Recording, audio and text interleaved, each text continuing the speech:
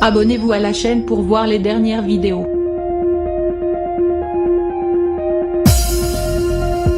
Une semaine après la mort d'Élisabeth II, le prince William et sa femme Kate Middleton ont fait une nouvelle apparition remarquée ce jeudi 15 septembre.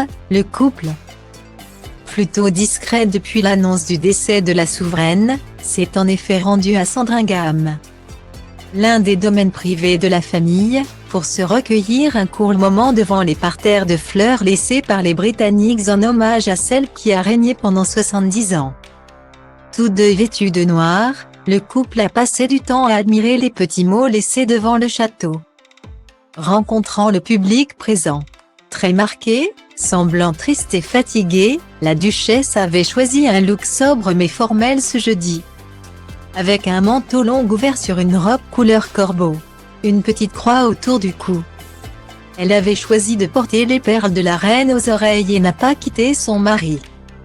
Les fans, qui, finalement, les connaissent plutôt bien, étaient présents. Il faut dire que la famille royale passe toutes les fêtes de Noël à Sandringham, participant à la messe du 25 décembre. Le prince William et Kate Middleton ont eux-mêmes habité tout proche du château, à Orméols pendant plusieurs années.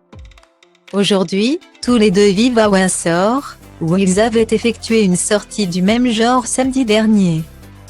Cette fois en compagnie de l'autre fils du roi Charles III, le prince Harry et de sa femme, Meghan Markle, pour des retrouvailles attendues, mais froides, entre les deux frères brouillés depuis 2 ans. Un moment plein d'émotions pour le nouveau prince de Galles et sa femme, dans la droite lignée des cérémonies qui se sont déroulées ce mercredi à Londres. Le prince William a en effet participé avec les hommes de sa famille ce mercredi à la procession qui a emmené sa grand-mère, la reine Élisabeth II, de Buckingham Palace au palais de Westminster, où son cercueil sera exposé jusqu'au matin de ses obsèques. Rejoignant ensuite sa femme et le reste du clan pour une courte messe, il avait été vu le visage fermé, sur le point de craquer.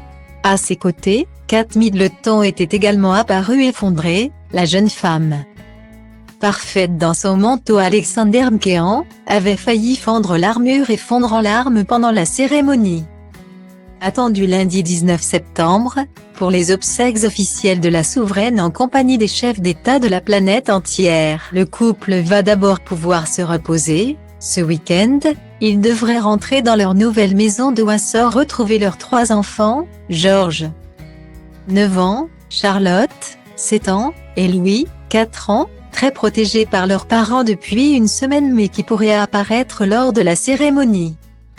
Pendant cette visite du couple de Galles à Sandringham ce jeudi, un domaine où la famille se réunit en général pour Noël, le prince Édouard et sa femme Sophie de Wessex se sont quant à eux rendus à Manchester pour un autre hommage, alors que la princesse Anne était de retour en Écosse, à Glasgow.